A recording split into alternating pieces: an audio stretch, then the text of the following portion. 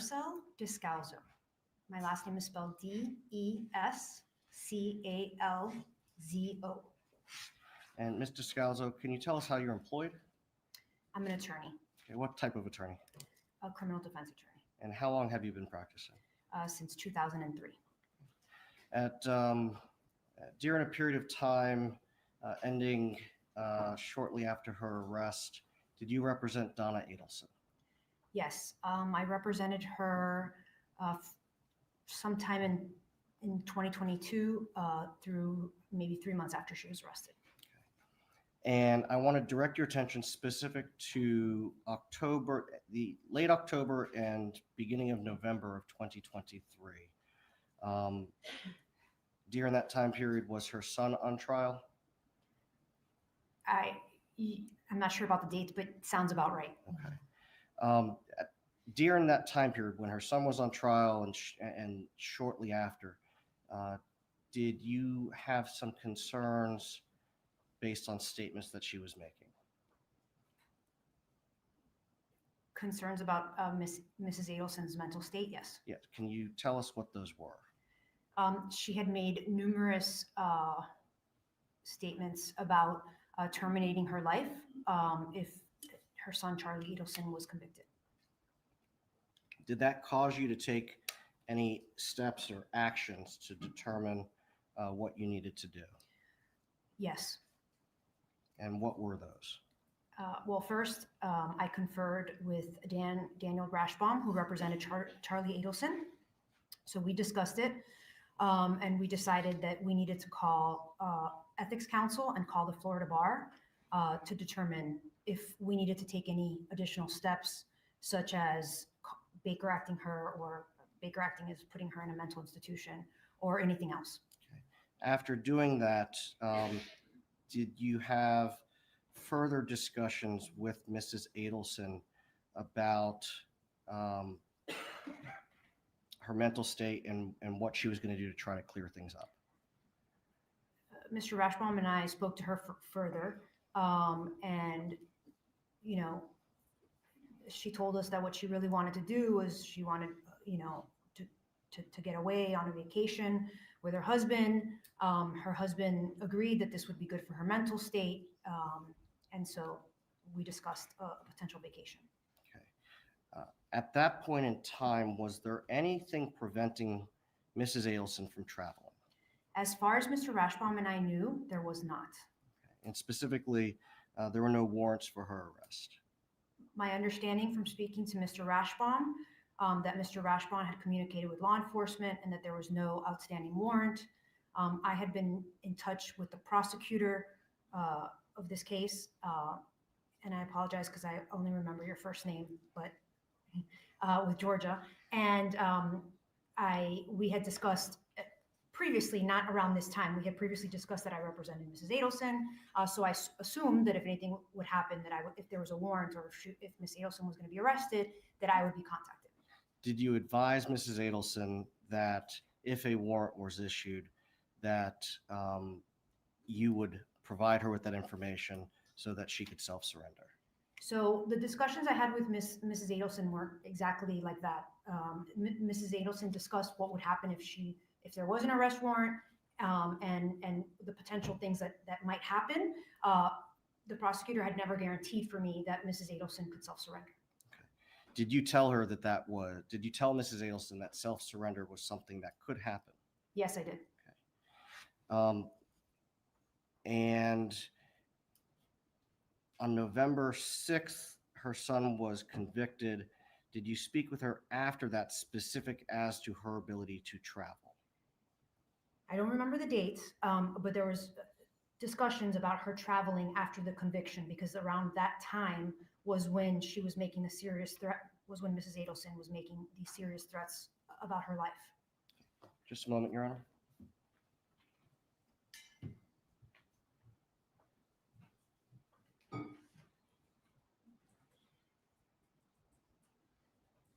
Nothing further, Your Honor? Cross-examination. Yes, sir. Good afternoon. Good afternoon. Now, if someone has a warrant, is it up to the defendant or the suspect, the person who has the warrant, to dictate their terms of surrender? I don't think so. It's up to the law enforcement. It's usually up to law enforcement to decide how or where to apprehend that person, right? Yes. But so it's not a requirement of law enforcement to notify someone when they have a warrant, but that is sometimes a courtesy that's extended. Is that right? That's correct. And that is a courtesy that's sometimes extended in situations where, let's say, someone is not a flight risk, right? It's in all sorts of situations you can have self-surrender extended to. I wouldn't limit it to only people that are not a flight risk. Okay, would that be one situation? I would assume so, yes. Okay. And you were told that by Georgia, by Ms. Kaplan, that you wanted to know whether she had a warrant, she could turn herself in. That was some amount of years ago. It was definitely before Charlie Adelson was convicted. It was on a phone call that I had. I offered it, and as I stated, Georgia Kaplan did not guarantee that. Okay. But that was before Charlie's trial or verdict. Correct. Okay.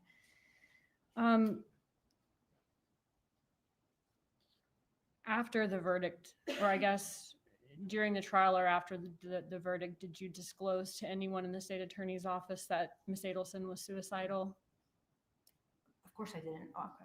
No, I had an attorney-client privilege relationship with her, and I didn't think that would have been appropriate. Sure. And why was she suicidal? Because her son had just been convicted, and she was worried he was going to spend the rest of his life in prison. Was she also worried about getting convicted herself?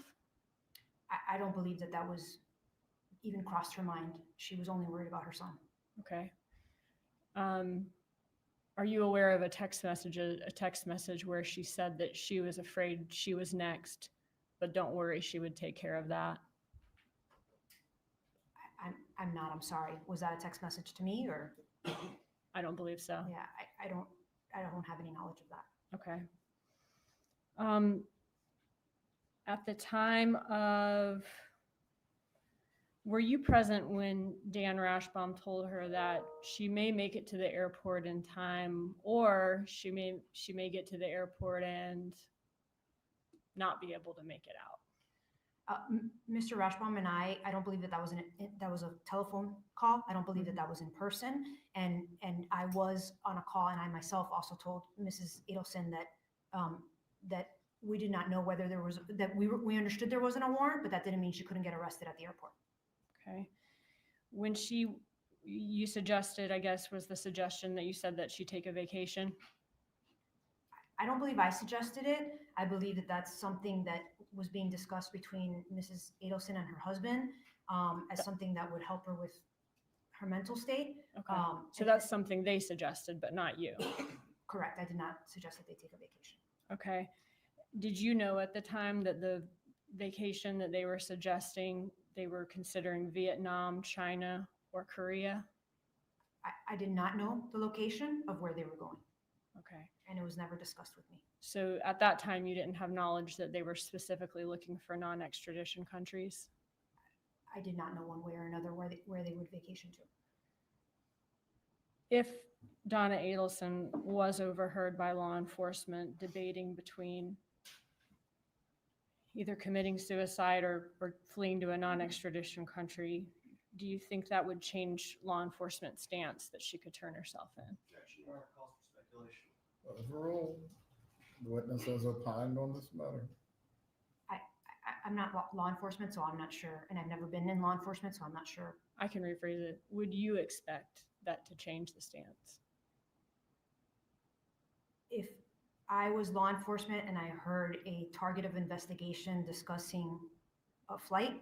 As her attorney, Okay. would you expect if she's overheard debating either committing suicide or fleeing to a non-extradition country that she wouldn't be expected to be able to just turn herself in on a warrant again after that? I don't know. I think it would take, to be honest with you, I'm a criminal defense attorney, so it would be case by case. Probably that would make the bond hearing a little bit more difficult if those conversations were overheard. But every prosecution is different, and maybe the prosecutor would agree. I don't know. Okay, 1 second.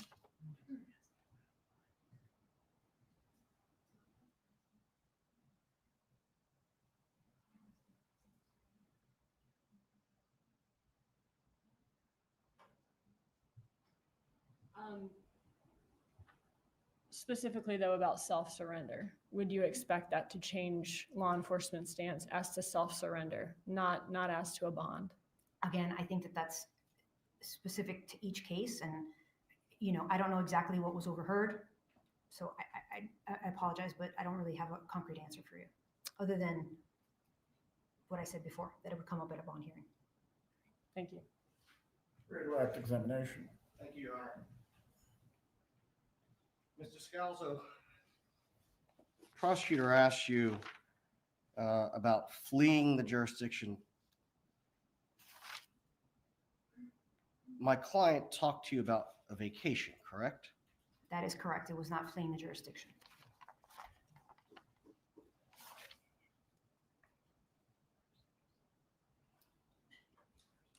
And the state also asked you about fleeing or going to a non-extradition country. Have you, in your career, dealt with extradition from foreign countries? Yes, I have.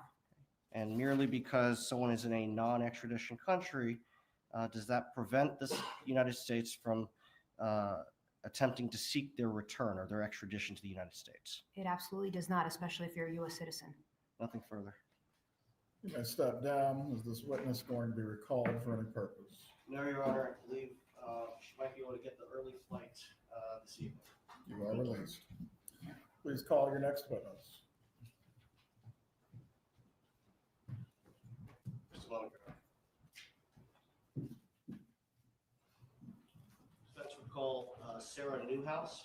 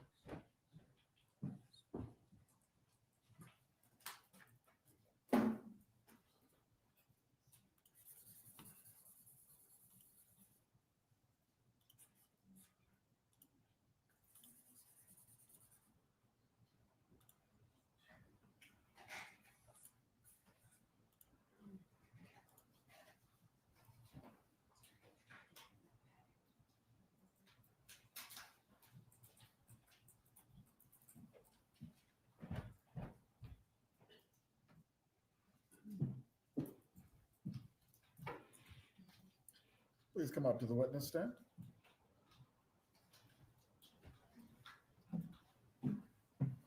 Raise your right hand down. Do you swear or affirm the testimony you're about to give will be the truth? Yes, sir. You can take your seat.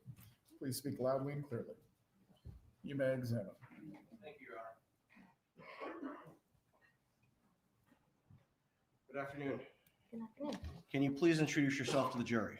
Yes, my name is Sarah Newhouse, and I am currently the Behavioral Wellness Coordinator for the Police Department. Back in 2014, I was the victim advocate. You're a victim advocate for the Tallahassee Police Department? Yes, sir. Okay. And in your role as a victim advocate, what does that entail when you work for the police department?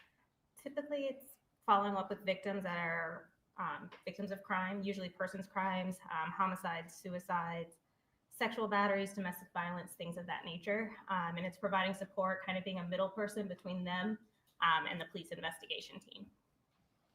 And in that role as a victim advocate, were you working on July 18th of 2014? Yes, I was. Okay. Did you have occasion to get assigned to be the victim advocate for Wendy Adelson? Yes, I did. And were you present for the vast majority of her interview with law enforcement? I was. Were you also present when Wendy Adelson called her mother, Donna Adelson, towards the end of that interview? I was. And did you have an opportunity to listen to the portion of the interview where Wendy Adelson called her mother? I did. And I'm going to show you what is marked for identification purposes as Defense 71. Did you have an opportunity to listen to this exhibit? I did. Okay. And is the portion of the recording true and accurate reflection of what you remember from July 18th of 2014 when Wendy Adelson called her mother? It is. When Wendy Adelson called her mother, do you recall Donna Adelson's reaction to being told that Dan Markel had been shot? Yes. Did this upset her? She sounded shocked, I guess would be the word that you'd say. And it appeared that this was the first time she was hearing about it? Yes. And did she make any statements that you could hear from where you were sitting? I don't recall if I could hear other than reviewing the video, but it sounded like a normal amount of upset given a crisis situation. At this point in time, I move into evidence defense 71. Any objection? Judge, I haven't reviewed this exact item, but based on what the defense has represented to me is on there, I don't have an objection. I do want to review it on the break and reserve the right to object. So subject to that, objection. A lot of qualifications. Well, there's just, Members of the jury, we're going to take a brief break. The bail will take it to the jury room.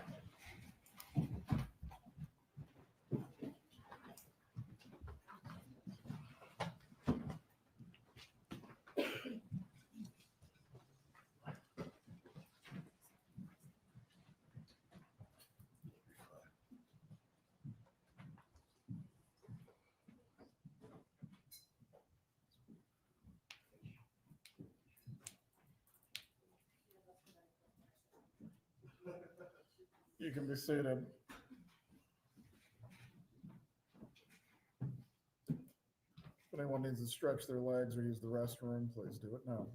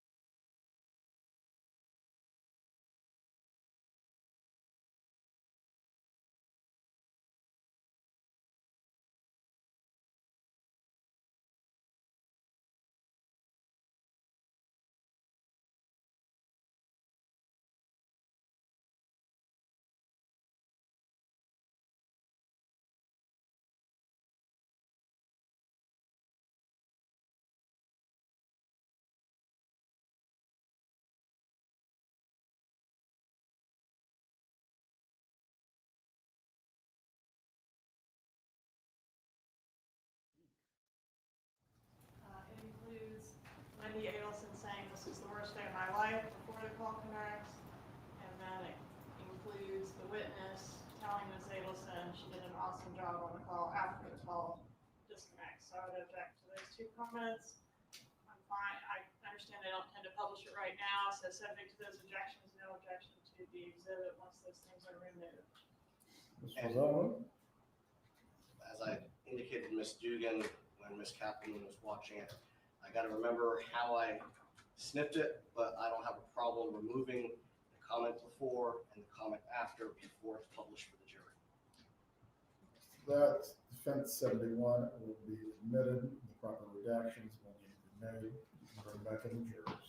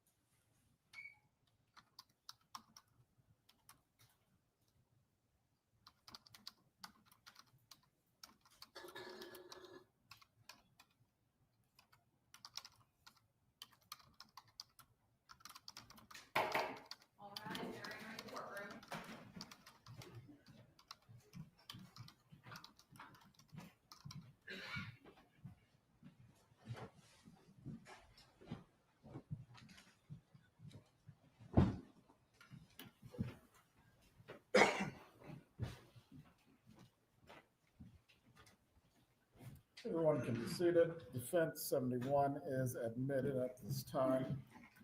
You may continue with your examination. I have no further questions for this witness, Your Honor. Cross-examination. Did you hear any weeping or wailing going on at the other end of the phone during this phone call? Not that I recall, no. Did you know Donna Adelson? No, Have you ever met her? no, So you don't know what her normal demeanor is like? correct, I don't. Okay. But Wendy Adelson, her daughter, presumably does know. Correct. Do you remember Wendy Adelson making the comment after that phone call that she handled that well? Objection, Your Honor. That's hearsay. That's exactly what was asked to be removed from the file. Please sit down.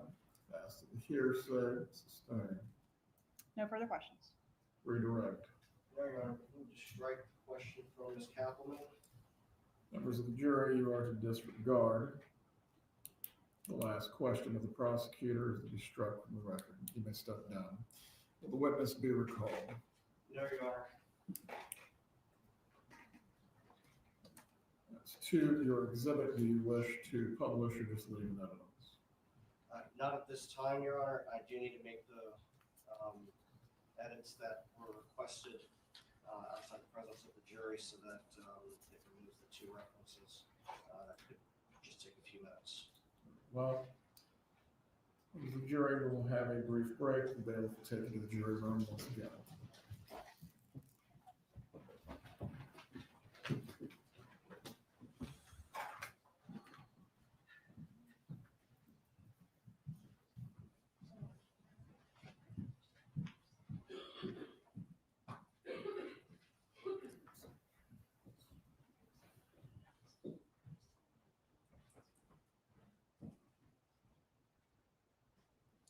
Everyone can be seated.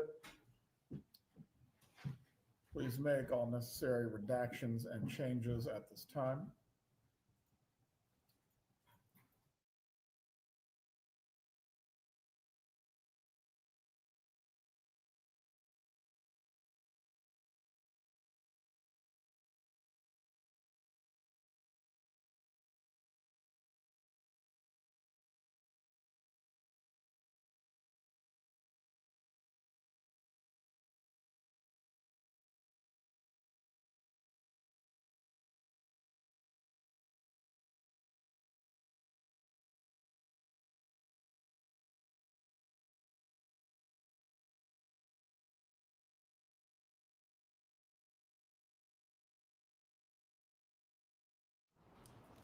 If there are no other witnesses for the defense, it is time for the decision to be made. I can tell the court that co-counsel and my client are deep in conversation. Concerning this. I am capable of seeing that, Mr. Zeldin. No narration is needed.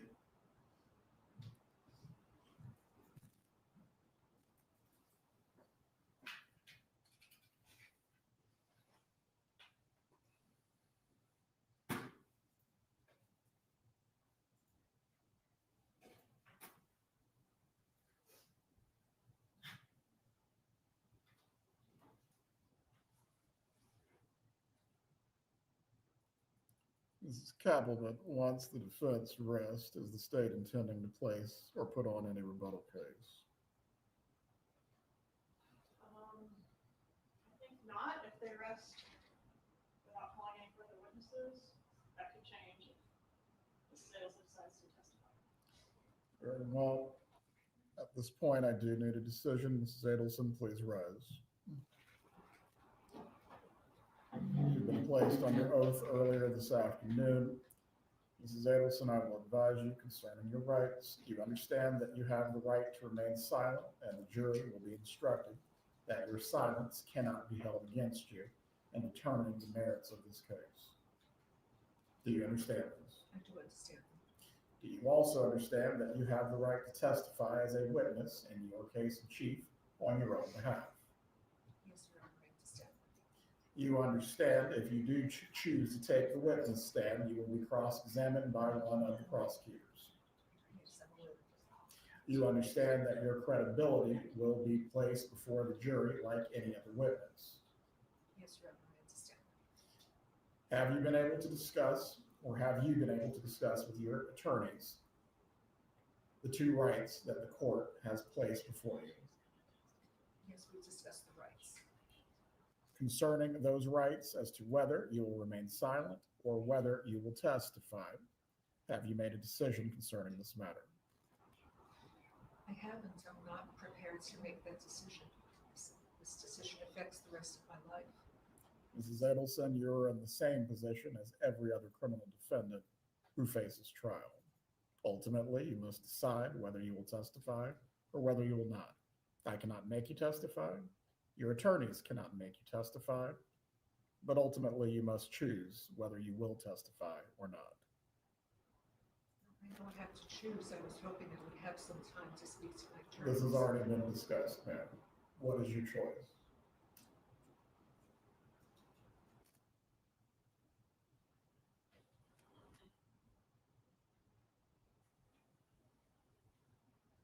Judge, since I was handling prior witnesses while Ms. Fulford was speaking with Ms. Adelson, can I have a few minutes, please? What exactly are we going to accomplish that we have not been able to since the trial started, pre-trial, the long recess yesterday, or even the lunch break today? That's what I'm trying to determine, Your Honor. I will give you exactly 5 additional minutes. From there, Mrs. Adelson has to make a decision whether she will testify or whether she will not. Thank you, Your Honor. If anyone in the gallery needs to use the restroom or stretch your legs, this is your opportunity at this point.